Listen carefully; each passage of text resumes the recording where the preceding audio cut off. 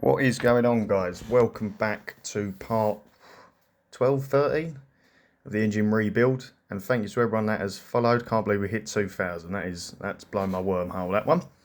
So what we're doing today is, you see, we assembled the pistons in the last video, so we're now just putting the pistons in. So a couple of things when doing or using this type of tool. I always get a new one every time I'm rebuilding an engine, because you use them once, they're normally shagged after that. Key thing here is to make sure the piston is square and the skirt is ever so slightly hanging out the bottom a bit. So you can't be too tight, you can't be too loose, and make sure it's well lubricated, because what will happen is as you knock it in, the ring will fire out the bottom and you end up snapping it off. So we spin it around so the larger valve releases are at the back, so inlet valves are bigger than the exhaust on the Evo. Couple of taps around the edge, and then we start driving it in with the end of the mallet. Now these should go in very, very easily, to be honest. A couple of very light knocks, and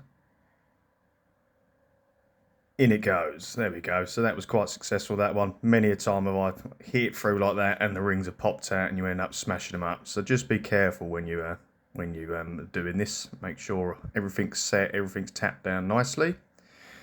So this is me just explaining how we use the tool, making sure basically it's just saying the same thing. Make sure the rings don't inject out the side of it.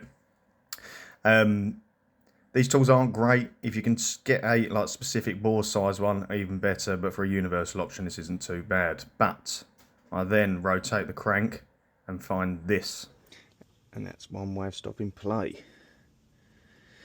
You can see we've been sent long rods instead of standard rods, so they are sticking out the block. So I've got to take it all apart and get some new ones. Great. So that's me for today.